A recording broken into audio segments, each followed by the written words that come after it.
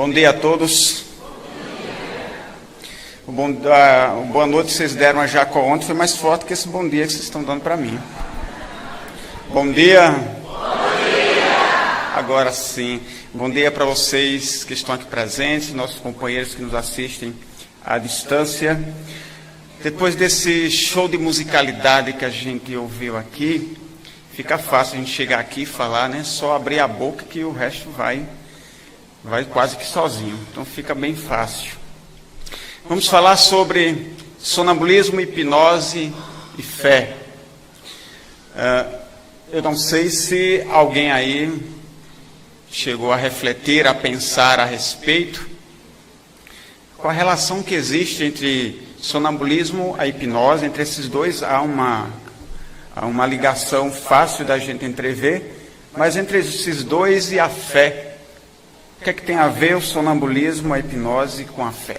Para a gente chegar a isso aí, nós vamos primeiro tecer algumas considerações, fazer algumas reflexões para que a gente consiga, então, estabelecer a relação com a fé.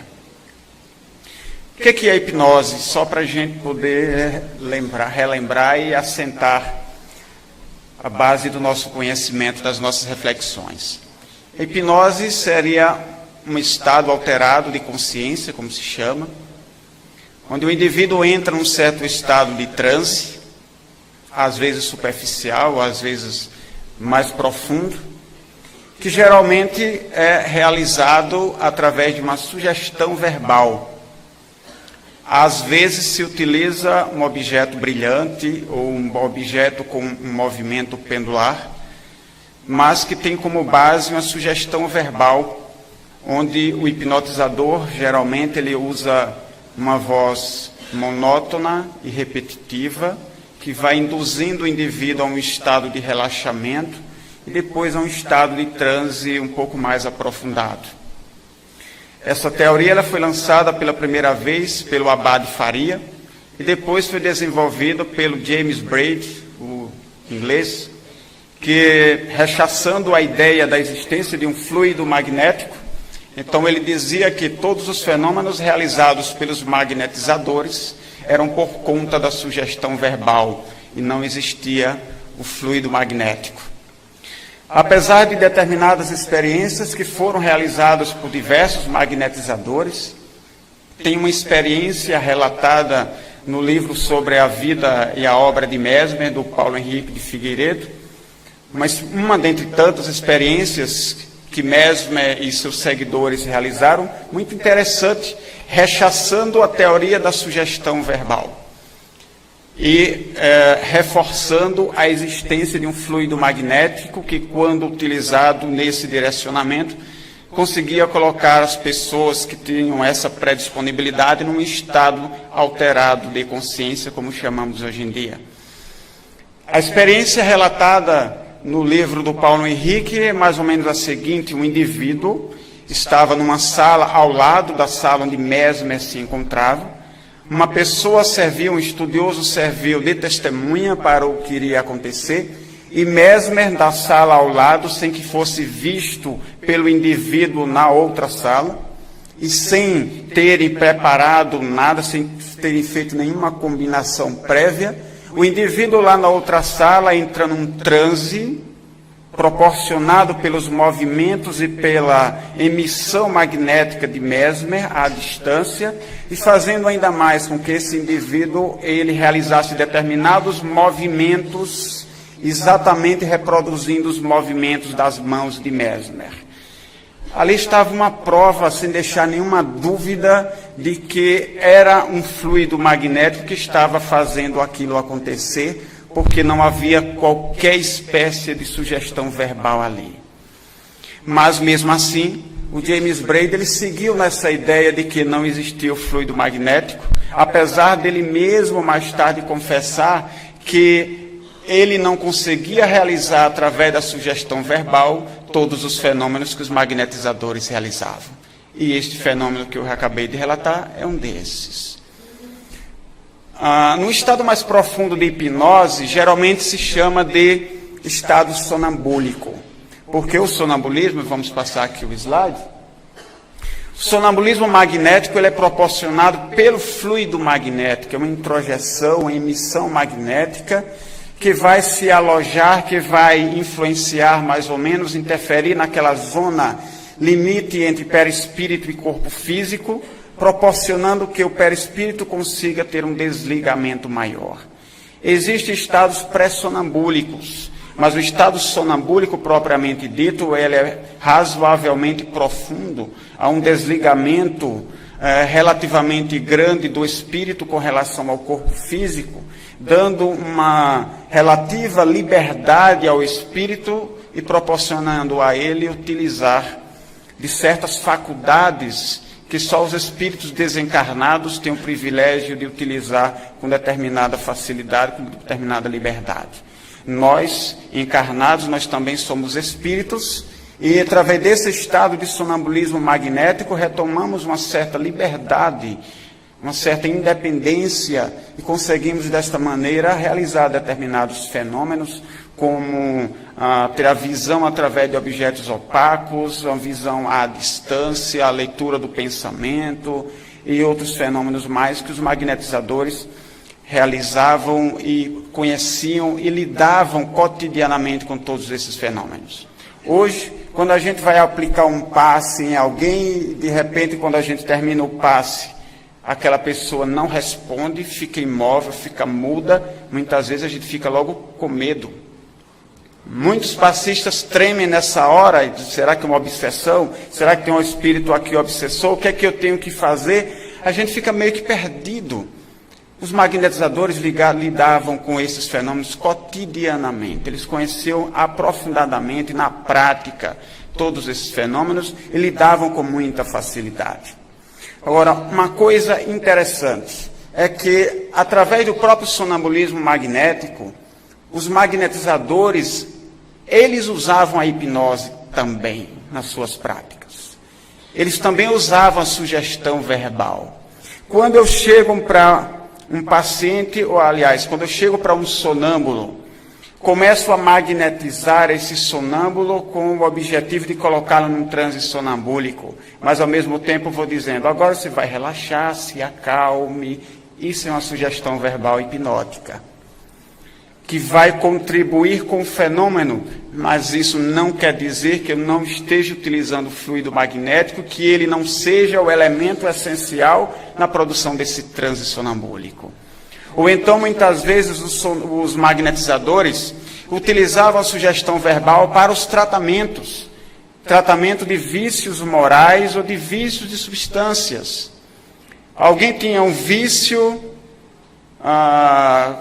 qualquer, um vício moral, um vício sexual, ou um defeito que não conseguia vencer, que gostaria de superar e não conseguia. O magnetizador colocava ele num estado de transe sonambúlico e usava a sugestão verbal como um incentivo para que ele pudesse, no seu dia a dia, se sentir mais forte para superar os seus vícios. Isso era o uso da hipnose. Então, a hipnose ela estava misturada ao sonambulismo magnético, da mesma forma que não existe hipnose sem magnetismo. Os hipnotizadores, eles podem até não saber, mas o magnetismo é um elemento indispensável na produção hipnótica. Eu posso não ser magnetizador, eu posso não acreditar na existência de um fluido magnético, eu posso cruzar os meus braços para trás, colocar alguém num estado de transe hipnótico apenas usando a minha voz, mas a hipnose ela só vai acontecer com a existência do fluido magnético, quer queiramos, quer não queiramos. Quando eu estou falando aqui para vocês, existe um elemento ligando a minha voz à audição de vocês, que é o ar. O ar é o elemento por onde as ondas sonoras vão atingir os ouvidos de vocês, vocês vão conseguir me ouvir. Ou então, quando eu aperto o botão deste controle, faz com que o aparelho ele mude a imagem. Como? Não é apenas o apertar do botão. Há uma emissão que parte do aparelho, do controle, até o aparelho receptor, para que a imagem seja mudada com a minha vontade. Então, quando eu uso a sugestão verbal para colocar uma pessoa num transe hipnótico, tem que haver um elemento que vai ser elo de ligação entre o hipnotizador e o hipnotizado e que vai justamente predispor o indivíduo para que a minha voz consiga induzir nele um transe hipnótico. A voz sozinha não seria obedecida sem que haja o elemento de ligação, que é o fluido magnético. Se não existisse o fluido magnético, eu diria ao indivíduo, durma, e ele não dormiria. Tem que haver uma ligação fluídica, energética, ligando os dois, unindo aqueles dois, para que quando eu fale, ele consiga me obedecer. Isso a gente vai ver quando a gente coloca uma pessoa num estado de transe hipnótico, e chega uma outra pessoa e diz a ele, dá a ele uma ordem, um comando, uma sugestão, ele não obedece. Ele só obedece ao indivíduo que ele colocou no transe, porque é justamente o fluido daquele magnetizador, daquele hipnotizador, que eu está envolvendo. Então, se eu coloco alguém no estado de transe sonambúlico, ou um hipnotizador, como ele faz muitas vezes, aqueles hipnotizadores que fazem espetáculos públicos de hipnose, aí trazem pessoas da plateia para cá, para o palco, e faz com que ele realize gestos, movimentos, muitas vezes ridículos, e a pessoa obedece. Obedece a ele apenas. Não é porque ele tem um dom especial como hipnotizador, é porque é o fluido dele que está servindo de elo de ligação com o hipnotizado. Se eu coloco alguém no transe sonambúlico, ele só obedece à minha vontade. E aí quando um hipnotizador diz assim, olha, quando você sair do transe, você não vai conseguir passar por aqui, porque tem um muro aqui na frente. E na hora que ele sai do transe, ele vai passar, ele para. Porque ele realmente vê, enxerga ali um muro. Mas essa sugestão só foi possível porque os dois estão ligados magneticamente. Então, não existe a hipnose sem a existência do fluido magnético, assim como não existe o sonambulismo sem a hipnose, em muitos dos casos. Vamos em frente. Nós vamos ver aí um pequeno vídeo, aí eu peço ao pessoal lá em cima para dar o clique, para que o vídeo comece a rodar. Pronto, estou vendo ali. Quem é esse cidadão aí não nos importa, o que nos importa é o que ele está fazendo. Ele é um hipnotizador, mas nós vamos ver aí nesse pequeno vídeo, 3 minutos e pouco, vários efeitos que os magnetizadores clássicos realizavam com seus sonâmbulos. Esse toque que está realizando aí é o chamado toque de Charcot, quando ele é com apenas um toque na testa do indivíduo, coloca o indivíduo em transe hipnótico, instantaneamente.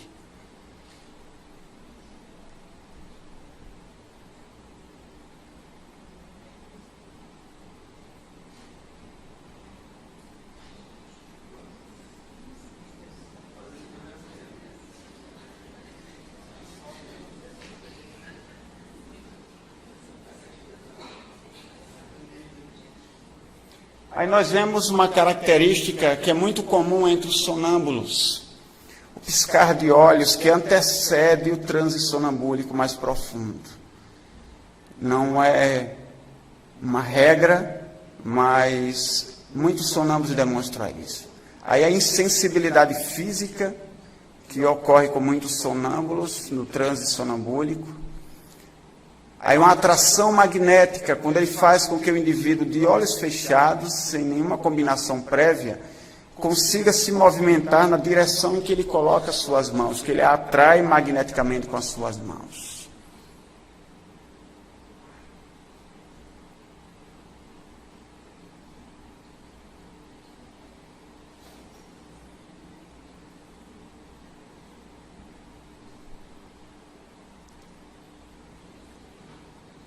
Ele consegue fazer o corpo da sensitiva se erguer simplesmente atraindo magneticamente com as suas mãos.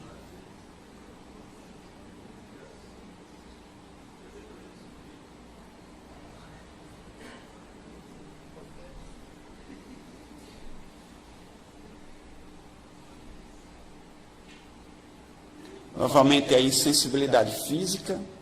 Aí nós temos o fenômeno de catalepsia, onde há um enrijecimento muscular. Aí o mesmo indivíduo, em estado cataléptico.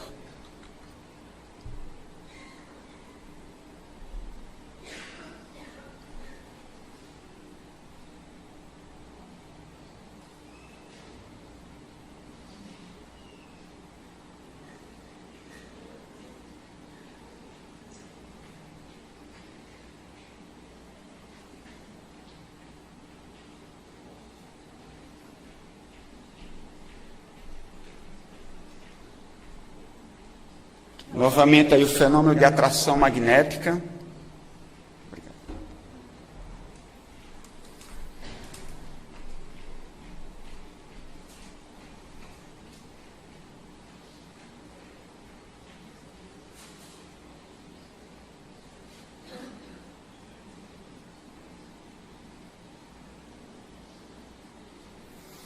O fenômeno das convulsões, muito comuns nos tratamentos de Mesmer.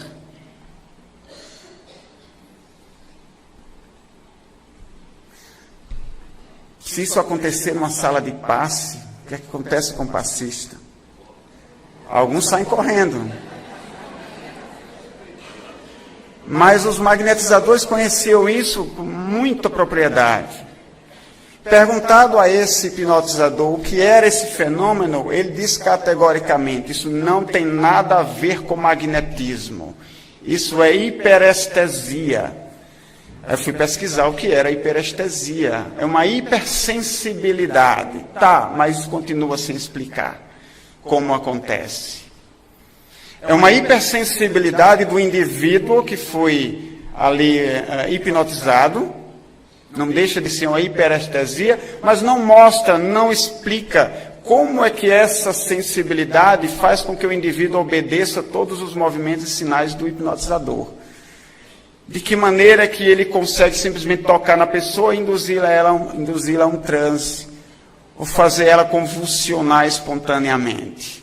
Não tem como esses fenômenos acontecerem sem a utilização do magnetismo. Eu cortei o som proposital, porque não interessava para nós, mas ele não diz uma palavra com as pessoas, ele simplesmente toca e as coisas acontecem. Onde estava a sugestão verbal? Então, inventaram um nome novo, para continuar sem explicar, sem a utilização do fluido magnético. Inventaram agora a hiperestesia. Mas não tem como esses fenômenos acontecerem se não existir o fluido magnético. O negócio aqui está sensível demais. Aí. O sonambulismo, só para a gente entender um pouco mais, é uma espécie de automediunidade. O indivíduo ele sai do próprio corpo, desprende-se do corpo físico até determinado ponto, e ele depois mediuniza seu próprio corpo e fala através dele, utilizando suas cordas vocais. É um verdadeiro fenômeno de automediunidade. Ele poderia, fora do corpo físico, e Kardec estudou isso bastante, ele poderia, fora do corpo físico, mediunizar uma outra pessoa, um médium, e falar através dele. Seria a comunicação dos vivos, como Kardec estudou. Comunicação de vivos. Mas no caso do sonambulismo, é uma automediunidade. Fora do corpo físico, ele tem condições de mediunizar seu próprio corpo e falar através dele. E dependendo do grau de desenvolvimento desse transe, a gente vai ver o surgimento daqueles efeitos mostrados no vídeo, das convulsões, da insensibilidade física, porque o desligamento do perispírito com relação ao corpo físico faz com que os nervos não sirvam para quase nada. A dor é algo que só é sentido por conta da existência do espírito. Sem o espírito nós não sentimos dor. O cadáver não sente dor. Ele pode ser mutilado, não existe a dor. A dor ela só é sentida porque os nossos nervos transmitem via perispírito até o espírito a sensação de que algo está de errado no corpo físico precisando ser reparado. E aí a informação vem de volta do espírito via perispírito, através do sistema nervoso, até o local e a gente sente a dor. No caso do sonambulismo, como é um desprendimento profundo, os nervos não conseguem transmitir via perispírito a sensação de que algo está ali lhe queimando a mão, ou como alguns magnetizadores fizeram no passado, os magnetizadores clássicos. Tem um, se eu não me engano, o nome dele era o Elliotson. Ele era médico cirurgião, realizou centenas de cirurgias sem anestesia, usando o sonambulismo. Ele colocava o indivíduo em estado de transe sonambúlico, produzia insensibilidade física e a pessoa era cortada, era cirurgiada sem dor. Hoje se utiliza em certos campos a hipnose, que vamos dizer é prima irmã do sonambulismo, em consultórios de odontologia, para fazer extrações ou obturações mais dolorosas sem o uso da anestesia. Pessoas que tenham algum problema com relação à anestesia, crianças que têm medo de dentista, se utiliza a hipnose como um recurso para substituindo o efeito anestésico, da anestesia química. Por que o sonâmbulo obedece o magnetizador? Obedece porque há uma ligação magnética entre os dois. Como eu já falei há pouco, se eu magnetizo um sonâmbulo e uma outra pessoa vem e tenta lhe dar algum comando, ele não obedece. Só obedece ao seu magnetizador. E muitos sonâmbulos, quando você pergunta para ele, você está vendo o ambiente material? Ele está de olhos fechados. Você está vendo o ambiente material? Ele diz, estou vendo. As pessoas que estão aqui, você está vendo? Não, só vejo você. Muitos deles perdem, inclusive, a percepção das outras pessoas ao redor, para só terem a percepção daquele que está envolvido com o mesmo fluido que o envolve. Se eu, como magnetizador, quiser que qualquer outra pessoa estabeleça uma ligação, ou fazer com que o sonâmbulo responda às sugestões, aos comandos hipnóticos de um terceiro, eu tenho que magnetizar esse terceiro. Envolvê-lo com o mesmo fluido, fazer com ele uma nova ligação magnética, e assim o sonâmbulo também responderá aos seus comandos. Volta, rapaz. Aí. E por que nós não comandamos nosso corpo físico da mesma maneira? Nós não temos uma ligação magnética com o nosso próprio corpo físico, nós espíritos estamos ligados magneticamente com o nosso corpo. Por que a gente não consegue dar os mesmos comandos? Uma experiência que é amplamente feita por aí afora com os hipnotizadores. Nós testamos uma vez. Colocar um objeto como este na mão de um sonâmbulo, você diz para ele, olha, você está segurando uma brasa. Ele joga fora porque a mão começa a queimar. Você diz para ele, olha, isso aqui é uma pedra de gelo, estou colocando agora na sua mão. Ou você pode nem colocar objeto nenhum. Coloquei uma pedra de gelo na sua mão. E ele faz um movimento como se estivesse jogando fora, porque a mão começa a não suportar mais o frio. Por que se eu colocar esse objeto na minha própria mão, eu que tenho uma ligação tão intimamente magnética com o meu próprio corpo, por que se eu colocar esse objeto na minha mão e disser para mim mesmo, estou segurando uma brasa, por que isso não queima a minha mão? Porque nós não acreditamos nisso. O magnetizado, o sonâmbulo, quando eu, magnetizador, coloco ele no transe sonambúlico, aquele corpo é como se fosse agora meu corpo. O corpo do sonâmbulo já não mais pertence a ele. O espírito, quando está ali fora do corpo, continua ativo, continua lúcido, com uma lucidez maior do que no estado de vigília que nós nos encontramos aqui. Mas aquele corpo do sonâmbulo é como se fosse meu. Eu estabeleci uma ligação magnética com ele, o corpo é meu. Então, o que eu digo àquele corpo, ele responde, ele reage como se fosse meu. Se eu digo àquele corpo, que supostamente agora é o meu organismo físico, se eu digo para ele, quando você acordar, quando você sair desse transe, tem um muro aqui na frente, você não vai conseguir passar. Ele assim acredita e assim ele faz. Mas por que eu digo isso para mim mesmo, para o meu corpo verdadeiro, e isso não acontece? Porque eu não acredito nisso. E aí a ligação que a gente consegue estabelecer entre o sonambulismo, a hipnose e a fé.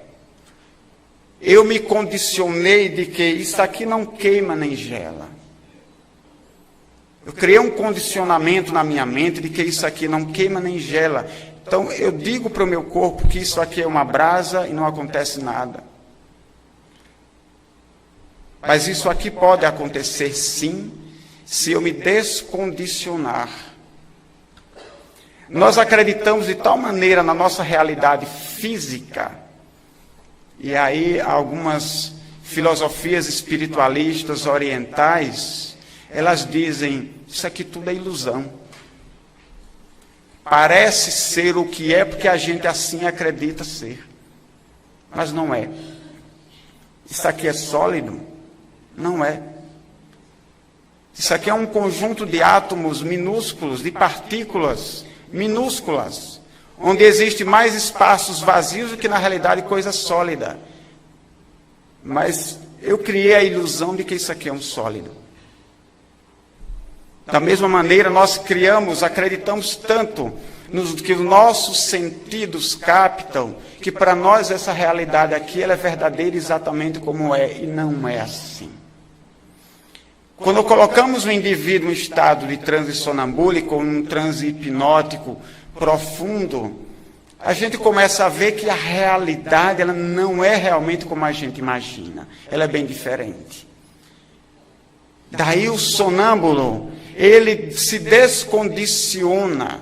E aí ele consegue entender que uma parede não é um obstáculo. Por isso ele consegue enxergar através dela. A gente se descondiciona de que os pensamentos podem ser ouvidos. E a gente consegue ouvir os pensamentos do outro. Mas quando a gente volta desse transe, está aqui, como a gente diz, consciente, mas na realidade o sonâmbulo está muito mais consciente do que nós. A gente geralmente diz, o sonâmbulo ele está no estado de transe, ele entrou num estado de inconsciência. Não é verdade. Ele está muito mais consciente do que nós. Porque a consciência é um atributo do espírito.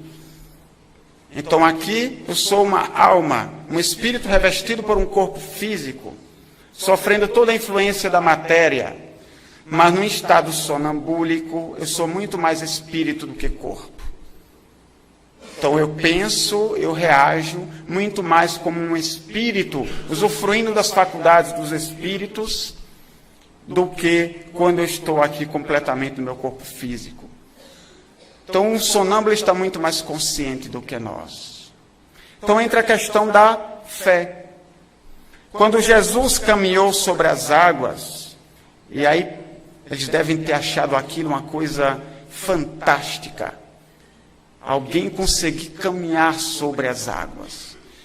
Apesar de que eles já estavam meio que acostumados, vendo todos aqueles fenômenos que Jesus realizou de curas, que para eles eram verdadeiros milagres.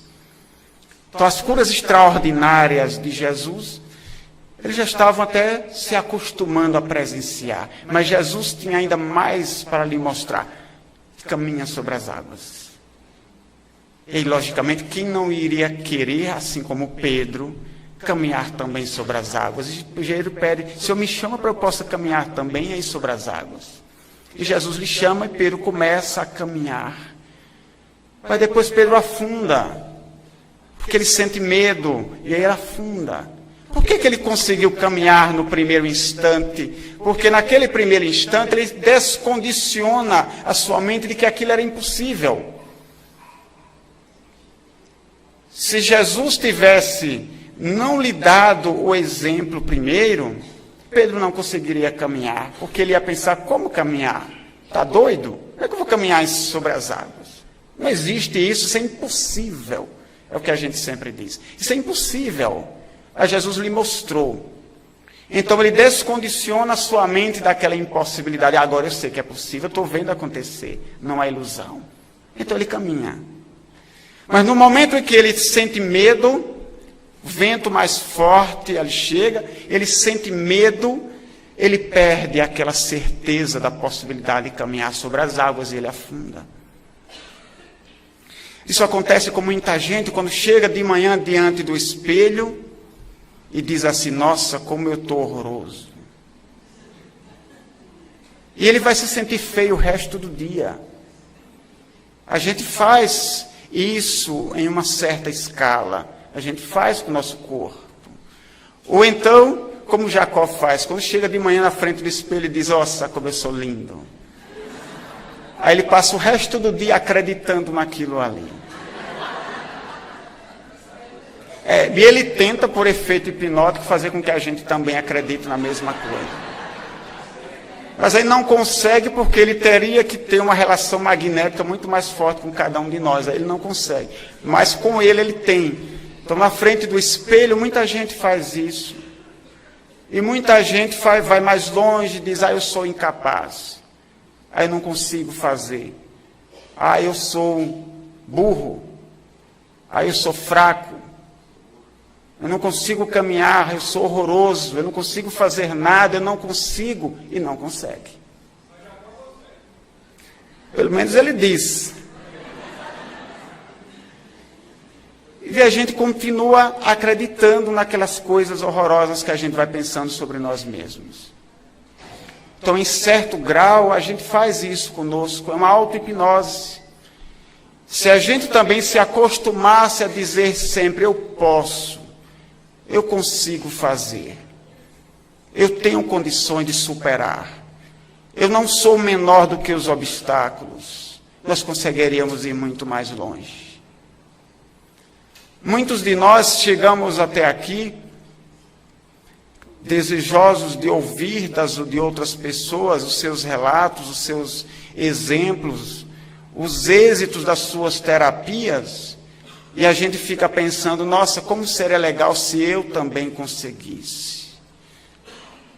E volta para sua casa espírita e continua sem conseguir. Porque continua pensando pequeno. E nós continuamos confundindo isso com humildade. Mas que na realidade não é humildade, é um complexo de inferioridade. Eu não posso, eu não sei fazer, eu não consigo. Isso é coisa para Jacó fazer. Isso é coisa para Désir fazer. Mas eu não posso. E a gente vai levando a vida se auto-hipnotizando dentro da negatividade. Uma coisa que eu gosto de dizer sempre: gente, nós somos filhos de Deus. Isso não é pouca coisa. Nós somos filhos de Deus, então nós podemos muito. E isso não é falta de humildade. Isso é compreender a grandiosidade de Deus, porque Ele não faria nada pequeno. Deus não fez nada pequeno. Deus criou um verme da terra, mas é um organismo, não podemos dizer, não diria um organismo superior, mas de extrema importância. Ele não pensa, ele não raciocina, mas ele faz aquilo que é o objetivo da existência dele. E é de extrema importância. E nós? O que é que nós estamos dizendo para nós mesmos? Então, nós muitas vezes não acreditamos, justamente porque nós não conseguimos acreditar, porque nós nos condicionamos sempre dentro da negatividade, de que não é possível, de que eu sou pequeno, de que eu não posso. Mas nós podemos sim, podemos fazer muito mais. Está lá no Evangelho, esse negócio é sensível. Assim. Em verdade vos digo que se tiverdes fé como um grão de mostarda, direis a este monte: passa daqui para acolá, e há de passar. E nada vos será impossível. Está lá em Mateus. Algumas traduções dizem assim: se tiverdes fé do tamanho de um grão de mostarda. Eu achei isso sempre meio que estranho. Como é que é? Quanto menor a fé, então mais eu realizo. Porque o grão de mostarda é muito pequeno. Mas em outras traduções, acredito que traz um sentido mais verdadeiro: se tiverdes fé como um grão de mostarda, que é pequenino, mas consegue se tornar uma árvore enorme. A nossa fé pode começar assim, pequenina, mas que pode ir sendo alimentada a cada dia, a fim de que ela cresça cada vez mais. Assim como tantas e tantas outras árvores, tantos outros exemplos que existem na natureza, nós podemos crescer na fé e realizar muitas coisas. Kardec ele interpreta essa passagem como sendo, ele toma a interpretação moral, o sentido moral da frase. Mas Jesus ele se referiu a um monte, a uma montanha realmente. Ele disse que seria inclusive possível a gente remover uma montanha de um lugar para outro. Se a gente deixar a interpretação moral, acredito que Kardec ele quis deixar aquilo de lado, aquilo que poderia ser objetivo de polêmicas. Ele próprio fala isso, ressalta isso no início da obra. Ele vai ressaltar ali apenas o que seja de ordem moral, porque é nesse ponto onde todas as religiões vão convergir com relação ao Evangelho do Cristo. Mas Jesus se referiu a montanhas verdadeiras. Mas como você vai mover uma montanha de um lugar para outro? Isso é impossível. É impossível porque nós achamos impossível. É impossível a gente vencer a resistência do ar e levitar. A física diz isso. Não é impossível. Muita gente já fez isso.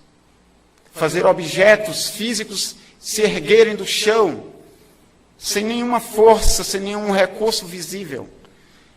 Pessoas já conseguiram levitar, vencer a resistência do ar, vencer a força da gravidade. Por que nós achamos impossível? Não conhecemos todas as leis. Mas Jesus sabia dessa possibilidade. Se eu posso erguer uma cadeira sem usar as minhas mãos e mudá-la de lugar, Jesus então estava correto quando disse que também se poderia fazer isso com uma montanha. Desde que eu faça como o grão de mostarda, que de pequenino pode se tornar uma árvore frondosa. Mas como é que a gente consegue aumentar a nossa fé? Não é fazendo força para desenvolver a fé. É desenvolver o conhecimento e a convicção. Esse capítulo 19 do Evangelho segundo o Espiritismo, que trata da fé, ele precisa ser melhor lido e melhor compreendido. Porque na maioria das vezes, quando a gente chega e pergunta o que é fé, a maioria das pessoas diz é confiança. Não. Confiança é um atributo da fé, mas não é a própria fé. Fé é certeza. Fé é convicção. Jesus caminhou sobre as águas porque ele sabia que era possível, ele tinha convicção disso. Ou seja, tinha fé. Pedro, no primeiro momento, também conseguiu caminhar sobre as águas porque ele acreditou nisso, ele sabia que era possível fazer. E fez. No momento em que ele duvidou, ele afundou. Então, no momento em que nós duvidamos de nós mesmos, nós também afundamos na nossa vida. Mas a partir do momento em que a gente realmente acredita em nós, acredita nos potenciais divinos que existem dentro de nós, que a gente realmente acredita que nós somos filhos de Deus, herdeiros da divindade, portanto, nós temos todas as capacidades do mundo dentro de nós. Não de forma absoluta como um Deus, mas de forma relativa como um ser humano, filho de Deus. Então nós temos a possibilidade de desenvolver a nós mesmos e conseguimos remover as montanhas de todos os obstáculos. E muita gente diz, mas eu não consigo montar um grupo de magnetismo para trabalhar na minha casa, porque os obstáculos são muitos, mas você é maior do que os obstáculos. Você tem capacidade maior do que todos os obstáculos, porque você está pensando de maneira positiva. Enquanto que aqueles outros que colocam os obstáculos, eles também acreditam nos obstáculos que estão criando. E foi dessa maneira que Hitler mobilizou a Alemanha. Porque ele acreditava nas suas ideias, acreditava piamente que ele estava certo. E dessa maneira ele fazia com que os outros também acreditassem. E os outros acreditavam naquilo que Hitler dizia e seguiam, de olhos e ouvidos fechados. E também foram contaminados pelas ideias. Mas nós podemos ser contaminados pelas ideias mais positivas e realizar. positivamente aquilo que nós desejamos realizar. Jesus amado, agora eu não sei mais para onde foi. Aqui, ixi Maria, deixa quieto. Ali estava o meu e-mail, depois se alguém quiser, para a gente trocar ideias, eu passo meu e-mail, e e-mail também do jornal Vórtice, que nós publicamos mensalmente. Tem perguntas aí, Renato?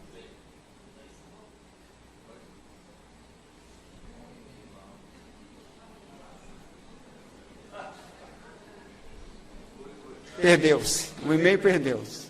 Mas quem quiser, depois eu passo. Ok.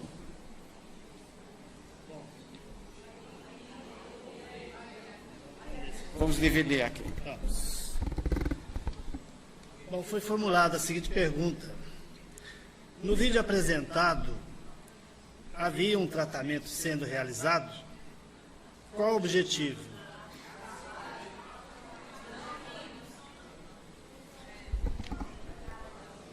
Deixa eu repetir aqui então. Está ouvindo agora? No vídeo apresentado, havia um tratamento sendo realizado? Não. Ali era um curso de hipnose onde ele estava fazendo apenas as demonstrações. Outra pergunta. O espírito do sonâmbulo pode reagir contrário à ordem do magnetizador e continuar no comando do próprio corpo? Pode sim. Há limites para esse controle que o magnetizador exerce sobre o magnetizado, são as questões morais. Se ele disser ao sonâmbulo, ou como um hipnotizador diz ao hipnotizado, imita um cachorro, ele faz. Mas se você colocar o indivíduo em transe para que ele exerça alguma coisa, alguma ação que vá contra a sua moral, aí ele não obedece.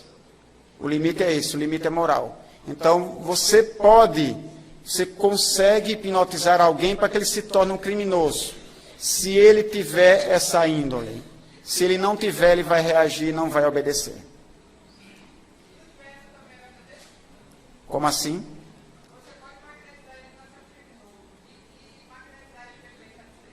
Exato, como eu falei, os magnetizadores clássicos, eles utilizavam muitas vezes a sugestão para a superação de vícios morais.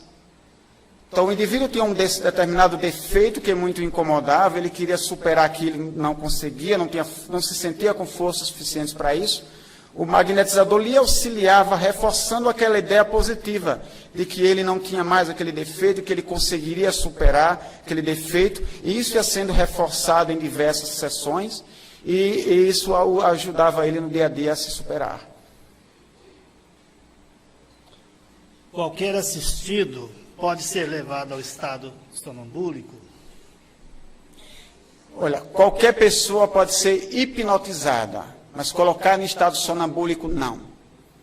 Estado sonambúlico é um estado característico, muito mais profundo, nem todo mundo consegue, apenas uma pequena parcela consegue. Mas ser hipnotizado, qualquer pessoa consegue, aí é um mínimo percentual de pessoas que realmente não têm sensibilidade nenhuma que não consegue ser hipnotizado. Mas é um percentual mínimo. Quase 100% das pessoas conseguem ser hipnotizadas. Por que eu estou fazendo essa diferenciação? Porque a hipnose ela vai de um simples relaxamento a um estado muito mais profundo. O sonambulismo, um estado específico, é o nível que a hipnose chama, que é o nível mais profundo da hipnose, ser um estado sonambúlico. Nem todo mundo chega até esse nível aí, apenas um pequeno percentual. Podemos promover a cura de doenças com sonambulismo? Olha, acredito que há muito ainda para a gente descobrir nesse caminho. Muito. O sonambulismo ele pode ser um recurso de amplas utilizações. Nós estamos realizando lá na nossa instituição agora um grupo de estudo a respeito de doenças mentais, tentando entender a respeito de doenças mentais um pouco mais, além do pouco que já existe nas obras espíritas. E a gente vai entendendo pouco a pouco o quanto o sonambulismo pode ser um recurso de investigação, um recurso de diagnóstico, como os magnetizadores utilizavam, de orientação para os tratamentos, de prognóstico nos tratamentos também, como os magnetizadores utilizavam, e pode ser utilizado de amplas formas ainda que a gente nem suspeita. Então, a gente começar a estudar este aspecto da doutrina espírita, esse campo que Allan Kardec ressaltou também na doutrina espírita, a gente vai encontrar ainda muita coisa pela frente. A gente vai ver que o sonambulismo ele tem recursos inimagináveis de ajuda em muitos campos do conhecimento. A gente pode ainda entender muita coisa quando a gente começar a estudar os fenômenos anímicos. Porque se com a mediunidade nós vamos entender o mundo espiritual e os seres desencarnados, é através do sonambulismo onde nós vamos entender a mente da alma humana, a mente do encarnado, através do sonambulismo. Quando o indivíduo está em transe, que aí ele se mostra mais como ele realmente é, com uma influência menor do corpo físico, mostrando então tudo que ele tem lá dentro da sua mente, ou quase tudo. A gente vai conhecendo melhor os recursos que a mente humana tem e o quanto o sonambulismo pode ser um recurso de compreensão e de ajuda em vários campos. Adilson, fale sobre o uso do sonambulismo nos diagnósticos e tratamentos pelo magnetismo. Nós utilizamos isso na nossa instituição. Os magnetizadores clássicos utilizavam isso, esse recurso do sonambulismo, onde o sonâmbulo era colocado em relação com o doente, e dessa maneira ele diagnosticava os problemas que o doente tinha, as doenças que ele carregava, os órgãos doentes, indicava as melhores formas de tratamento, as crises que iriam acontecer ao longo do tratamento, o prognóstico futuro, quando o tratamento iria terminar, quais as fases que aquele tratamento iria passar, e tudo isso de forma documentada, acompanhada, e de forma que se poderia realmente comprovar aquelas informações. Nós tentamos utilizar o sonambulismo como um recurso nesse sentido com os nossos pacientes na instituição. Mas vale sempre lembrar, não é um recurso perfeito. Aliás, o recurso pode ser perfeito, mas o sonâmbulo não sendo um ser perfeito, as orientações também não são. É preciso sempre que qualquer informação dessa seja muito bem analisada, de forma criteriosa, de forma raciocinada, que seja verificada aquelas informações, colocadas em prática na medida daquilo que seja necessário, que seja possível, ou seja, que elas sejam sempre analisadas, porque não é um recurso perfeito. Então, é necessário sempre, assim como se deve fazer, pelo menos com a mediunidade. Qualquer informação que vem do mundo espiritual, não importa quem seja o espírito ou o nome que ele dá, não importa se é o mentor da casa ou se é o Zé da esquina, não importa qual é o espírito, não importa qual é o sonâmbulo. As informações têm sempre que ser muito bem analisadas antes de serem colocadas em prática. Durante o passe magnético, o assistido entra em sonambulismo magnético e não retorna ao final da aplicação. Como agir? E quando ele tem os sintomas de epilepsia? E quando não obedece nosso comando verbal? Muita coisa aqui. Tem várias perguntas aqui. Acontece com uma relativa frequência pessoas que estão recebendo o passe, quando termina o passe, parece que a pessoa apagou. Você chama, ela não responde, você toca nela, ela não responde, não reage. Muitas vezes ela está entrando num transe, ou ela já entrou num transe, mas não é o transe sonambúlico, porque no transe sonambúlico ela responderia. Então ela está numa fase de pré-sonambulismo. Então continua a magnetizar essa pessoa.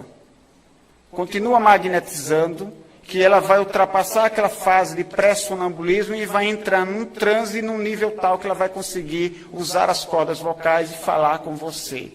aproveita aquela oportunidade para que ela relate, ela fale sobre sua própria doença.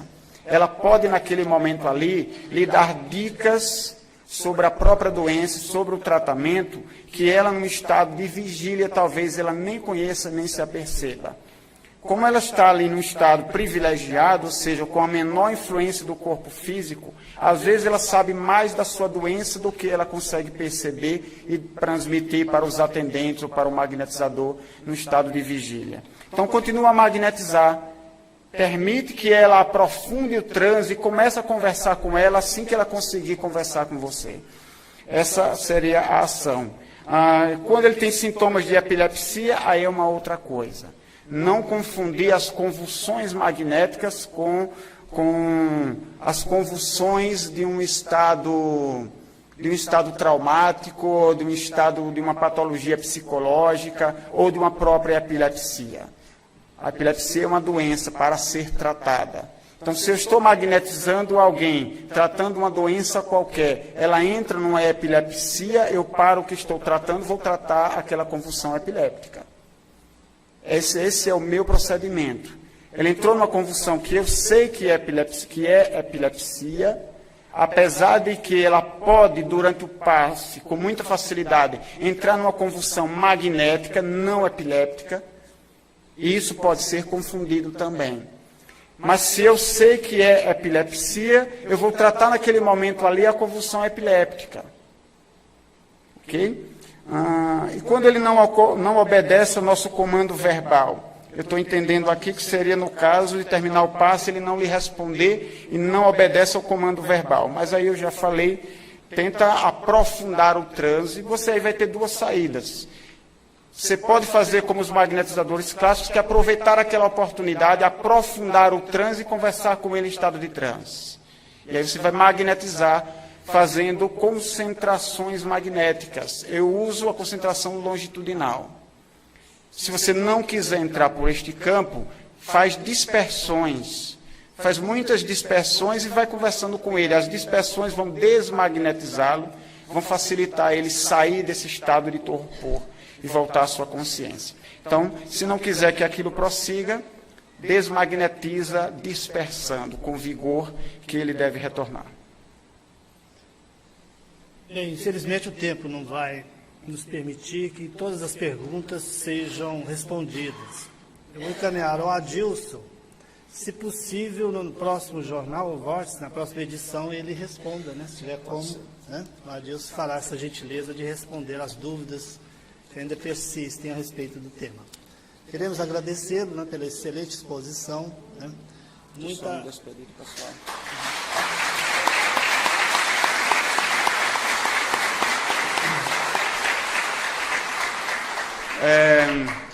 Eu não garanto responder essas questões no próximo Vórtice, porque ele será dedicado ao 8º M. Mas, no seguinte, a gente vai tentar responder isso aqui através do Vórtice. Muito obrigado a todos e continuemos tendo um ótimo 8º M.